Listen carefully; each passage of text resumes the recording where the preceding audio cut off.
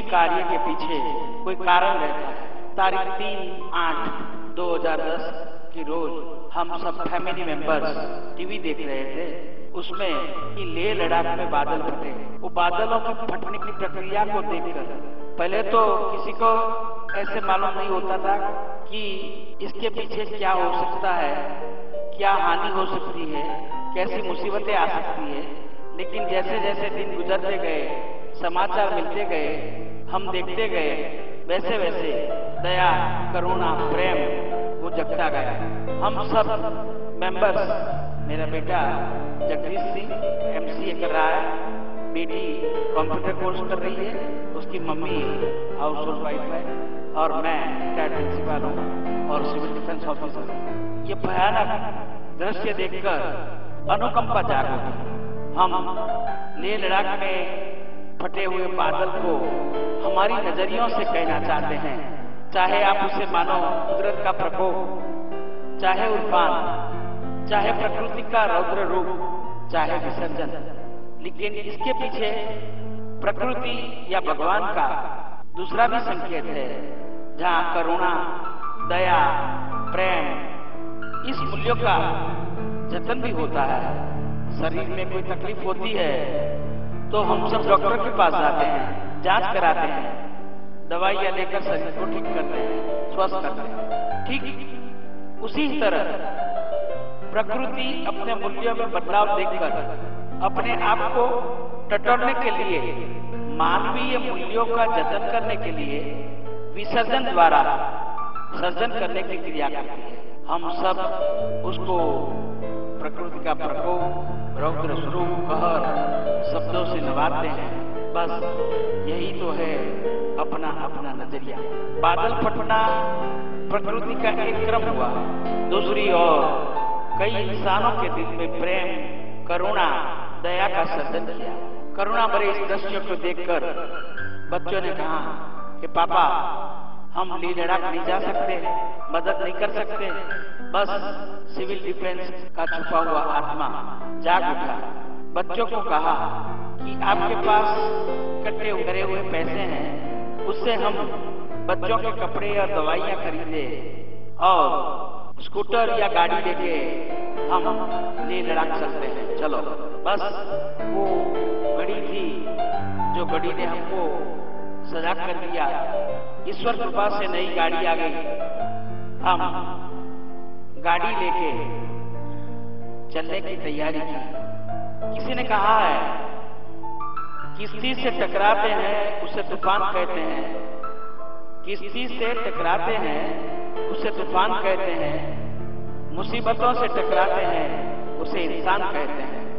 बस न कोई डर, न कोई खौफ, न कोई और तैयारियां। पूज्य कोठारी स्वामी, सत्संगी जीवन स्वामी ने हमको बहुत प्रेरणा दी और आशीर्वाद दिए और कहा, जाओ भगवान आपके साथ हैं, ऐसे कार्य में कोई विघ्न नहीं आता। मुरब्बी श्री बाबूभाई जोशी, उनके पास से मुहूर्त निकलवाया।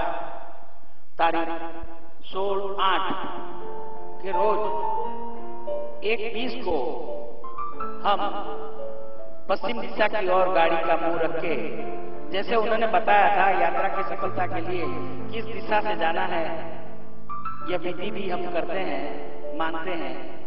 यह टाइम से हम चारों फैमिली मेंबर्स, सब सत्संगी वडीलों, गुरुजनों के आशीर्वाद लेके हम निकल पड़े लेह लद्दाख की ओर। पहाड़ का ड्राइविंग, छोटी गाड़ी, पहाड़ों के बीच में गाड़ी का फंसना, रास्तों में पहाड़ का गिरना, बर्फीले रास्ते, तूफानी नाले, कहीं रेगिस्तान, कहीं तूफानी पवन, तूफानी बारिश, तेज धुम्मस के बीच में सरकता निकलता रास्ता पार करते करते हम लेह लद्दाख की ओर आगे बढ़े।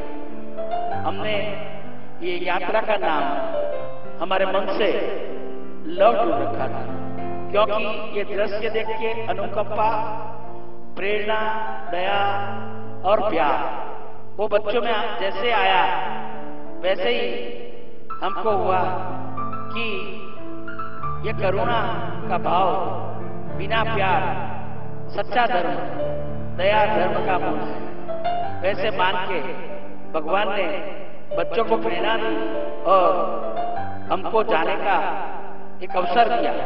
सच्चे कहे तो पैसा और समय होने पर भी हम तकदीर में नहीं होता तो कुछ सत्कर्म नहीं कर सकते हैं, लेकिन गुरुवरी प्रमुख स्वामी महाराज की असीम कृपा से हम आगे चले थे।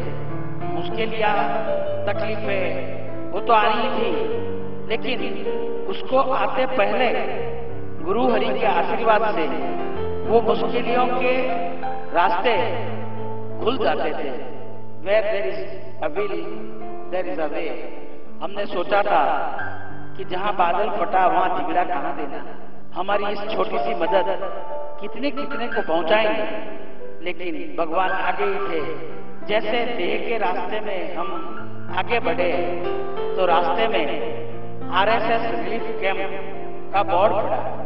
उन लोग के पास गए और हमसे बताया कि हम गुजरात अहमदाबाद से आए हैं और हमारा लेह लद्दाख आने का उद्देश्य बच्चों को कपड़ा और दवाइयाँ देने का है। आपके साथ हमको क्या शामिल कर सकते हैं? बड़े प्रेम से, बड़े चाव से अभिनंदन करते हुए हमको वो लोग ने अपने साथ में रख लिया जैसे कुटुंब के एक सदस्य हो। उस समय डॉक्टर अनिल भाई बेंगलोर से आए थे, आजीवन सदस्य थे। उन्हीं के साथ संजय भाई, मैं उनको दाढ़ी से पहचानता था। बड़े चाव और प्रेम, हंसता हुआ चेहरा, हम कैसे भूल सकते हैं। साथ में तिलक भाई, नरेंद्र सिंह चौहान और श्री लामा जी दुर्जे, वो भी हमको मिले। RSS के सदस्य जो बांट रहे थे हर एक कुटुंब को, उनके पास ऐसी अच्छी सुव्यवस्था थी। पहले से फॉर्म भराए गए थे, गांव के सरपंच और प्रतिष्ठित व्यक्ति को साथ में लिए थे और उनके सबके बीच में, गांव वालों के बीच में 5 तपेली का सेट, 2 डोल, कंबल, कपड़े, जूते, चप्पल, दवाइयाँ, तेल, कॉलगेट, ब्रश, नहाने धोने के साबुन, छोटी छोटी चीज का ध्यान रख के स्टोव, कुकर और रसोई बनाने के लिए अनाज भी वितरण करते थे। वो हमारे हाथ से करवाया। शाम तक ये काम चलता रहा। डॉक्टर अनिल भाई ने पूछा कि आप कहाँ ठहरेंगे? वही तो समस्या थी। लेह में हम पहली बार ही आए थे। उन्होंने कहा आपको कहीं नहीं जाना है, आपको अपने कार्यालय पर ही रुकना है। वो हमको लेह में अपना जो कार्यालय था वहां ले गए, एक सुविधा वाला रूम दिया, वहां ठहरे। मेरी पत्नी और बेटी हर रोज रसोई बनाती थी। हम सब कार्यकर लोग खाना खा के लेके इंटीरियर गांव में 70 किलोमीटर दूर जाकर गांव के लोगों को ये मदद की सामग्री देते थे, फॉर्म भराते थे। ये तो सिर्फ प्रक्रिया थी, एक रिकॉर्ड रखने के लिए। हर रोज लेके एयरपोर्ट से, चंडीगढ़ से, हरियाणा से सब सामान बड़े बड़े पार्सल में आ रहा था। सब लोगों, नात जात के भेदभाव वगैरह सभी को ये चीजें प्रेम से निःशुल्क बांटी जाती थी। फिर से खड़े होने के लिए, मानवीयता का ये धर्म अदा करने के लिए हमारे साथ जो कार्यकर मित्र थे वो आजीवन सेवा कार्य में लगे थे। गांव है लेकिन घर नहीं, घर है तो सिर्फ आधी दीवारें बची है, वहां कादव और कीचड़ है। लोग एक मीट मंडराते हुए बैठे थे, जो भगवान ने इस कार्य के संकेत में हमको निमित्त बनाया।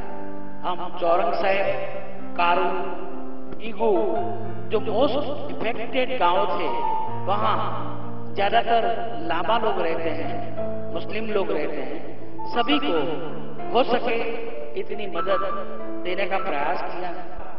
अब बात करूं सर्जनहार का, हम कैसे आभार माने। हमको मौका दिया, बच्चों में इंसानियत के मूल्यों का आरोपण दृढ़ किया। बीएपीएस संस्था के हम आजीवन सदस्य हैं। प्रकट गुरु प्रमुख स्वामी महाराज की असीम कृपा पूरी 1 महीने की यात्रा दरमियान बनी रही। वह कैसे भूल पाए? रास्ता बोले, रास्ता दिखलाने वाले को भेजा, गाड़ी फंसाई, गाड़ी निकालने वाले को भेजा, फिसलते पथराव वाले रास्ते पर हम सबका ध्यान रखा। न कहीं कोई चूक, न कोई एक्सीडेंट। अशांत विस्तारों में भी शांति से बाहर निकले। बस मानवीय गुणों के जतन करवाने के लिए धीरज और साहस से हमको आगे बढ़ाने का मौका और इंसानियत के सच्चे पाठ, सच्ची धार्मिकता सीखने का मौका देकर हम अपने आप को धन्य मानते हुए 1 महीने के बाद हम लव टूर को पूरी करते हुए तो नहीं गए कि लव टूर तो चालू ही रहती है, जहां जिससे मिले उससे प्यार किया। इधर हम यात्रा की समाप्ति करते हैं। खास इस बात से हम बताना चाहते हैं, अगर हमको मौका दिया है, अपने पास कुछ साधन सगवड़ है, तो निकल पड़ो। भगवान अपने साथ रहेंगे, कोई दिक्कत नहीं है, कोई तकलीफें नहीं है। भगवान हमको जरूर मदद करेंगे और अपनी यात्रा को सफल करेंगे। जय हिंद, जय भारत, जय स्वामी।